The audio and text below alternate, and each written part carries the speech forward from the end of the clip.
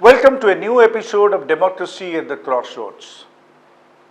Today, we'll discuss if the Modi magic has hit the expiry button. Well, weeks before the elections began, in fact, months before the elections began, Prime Minister Modi's "400 par" slogan was renting the air. हमारी सरकार का तीसरा कार्यकाल भी बहुत दूर नहीं है। ज्यादा से ज्यादा 100-125 दिन बाकी है और अब की बार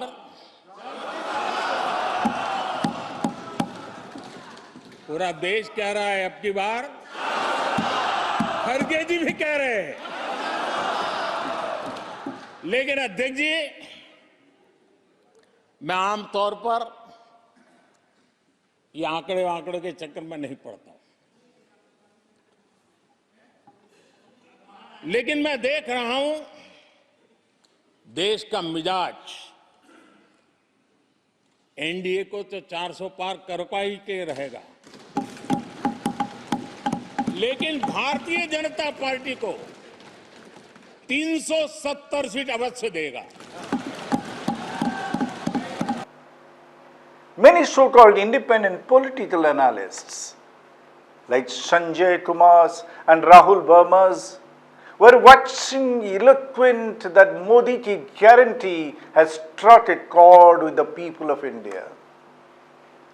That India will see Prime Minister Modi win an overwhelming majority in 2024, a win bigger than that of 2014 and 2019.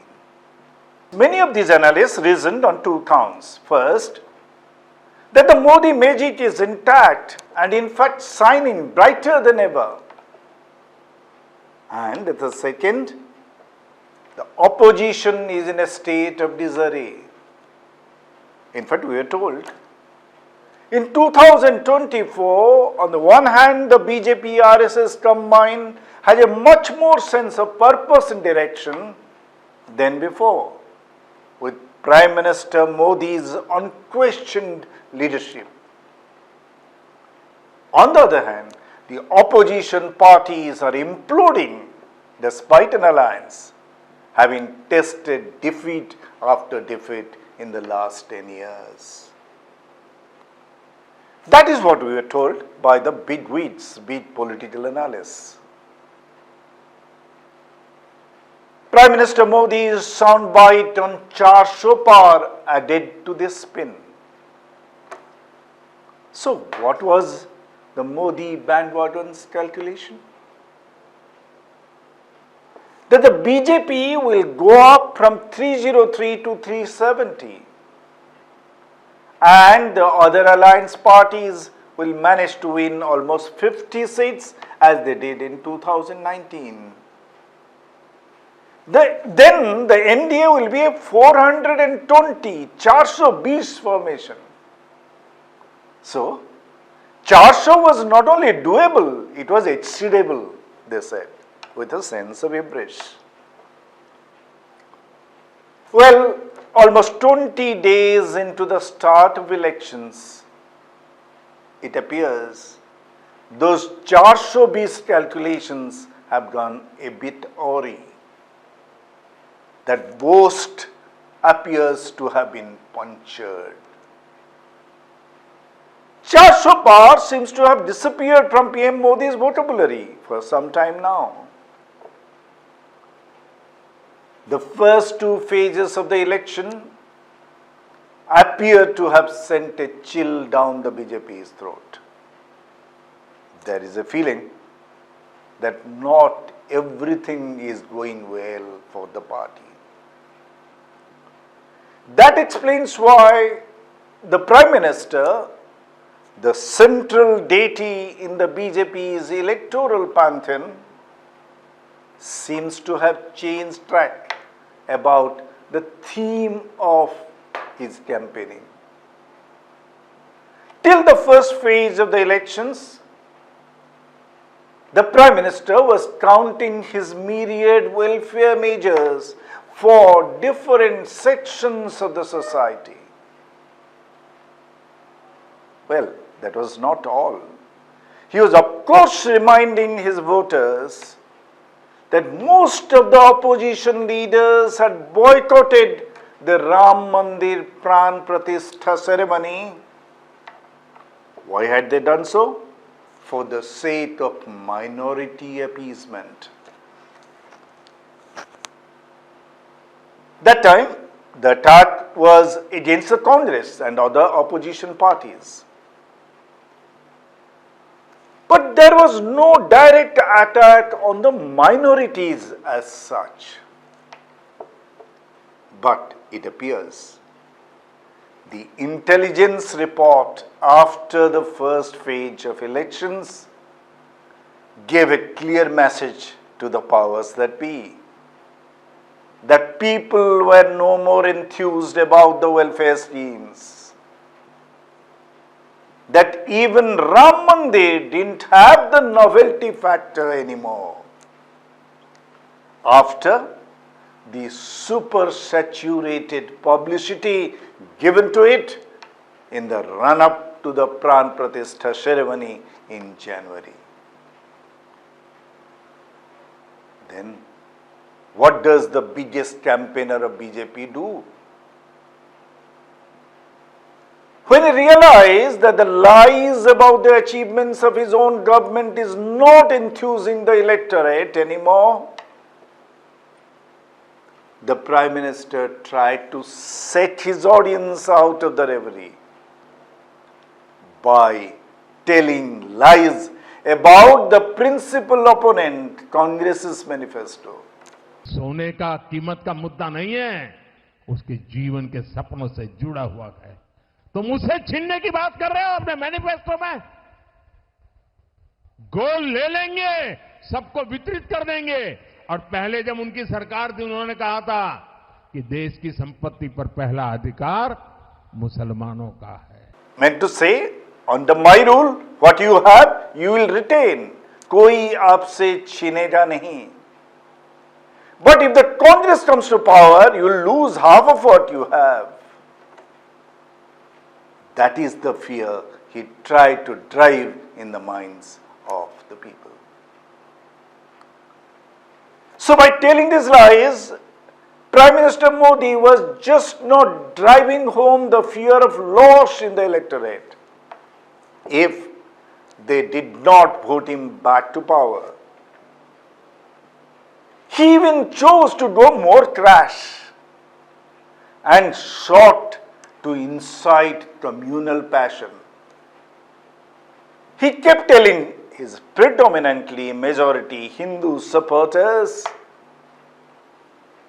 that the Congress government will take away their gold, their land, their houses, their bullocks, their cows, and, mind you, they will give them away to Muslims. You will lose whatever wealth you have, and more important, you will lose that to Muslims. The Prime Minister, of course, used the dog whistles for Muslims, those who are infiltrators into our country. ये संपत्ति इकट्ठी करके किसको बांटेंगे? जिनके ज्यादा बच्चे हैं उनको बांटेंगे। घुसपैठियों को बांटेंगे। आपकी संपत्ति सरकार को हड़पने का अधिकार है क्या? क्या आपकी संपत्ति को, आपने मेहनत करके कमाई हुई संपत्ति को सरकार को ऐंठने का अधिकार है क्या? Those who produce more children and some such things in a language that the vagabonds of his party often use. But then, is this negative campaign working? Perhaps not, except on hardcore supporters. That's possibly why Modi has added national security to his reporter to attack the Congress, the only other truly national party challenging him. Pakistan will celebrate if Rahul Gandhi wins, his party says. Communalism had always been the underlying plank of Narendra Modi's campaign. But Modi won 2014 election primarily on a development plank. Achhe din aayenge. When the echo of Achhe din began to fade, there was a distant possibility that Modi would lose his mojo in 2019. But Pulwama and Balakot happened, and Modi roamed home with a thumping majority. Modi and his bandwagon had thought that Ram Mandir in Ayodhya will pull them through in 2024. But that does not seem to be happening. Maybe if soon after the Pran Pratishtha ceremony in January, Modi would have called elections, the BJP would have reaped the benefit overwhelmingly. But that seminal event does not have the same traction 4 months down the line. So Narendra Modi is at his wit's end. What will he do now? What new can he sell? Free ration is old hat. Ujjwala is passé. Pakistan is a failed story. In fact, it's an insult for India that our government is showing India's superiority over a failed country. If you have truly 56-inch chest, then take on China, which has foo-fooed India by inducing all South Asian countries out of the orbit of India's influence in the last 10 years. But PM Modi is so scared that he cannot even take the name of China on his lips. To his dismay, even the communal planks seem to be not working. The same old jarring slogans. How long can you fool the people? The question is, what new can the Prime Minister now invent? How much more can he stoop down to? What new can he say in favor of himself? What new can he say against Rahul Gandhi and other opposition leaders that will strike a chord? If Muslim appeasement, national security, Article 370 or Ram Mandir can get Modi Hindu votes, then what will? PM Modi is truly at his wit's end. Those of you who are Modi admirers must tell your icon what new front must you open to enthuse the Hindu voters. Our Prime Minister is desperate to find ways to polarize the electorate on communal lines. But all tried and tested formula are failing.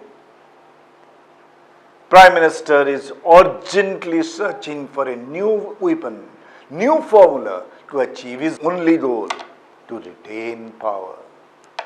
And this call is urgent. Unless the Prime Minister opens a new front very soon, he may be consigned to the oblivion. That's why, if any of you has any concrete advice for our Prime Minister, please volunteer and volunteer as quickly as possible, as Hindu supremacy is at stake.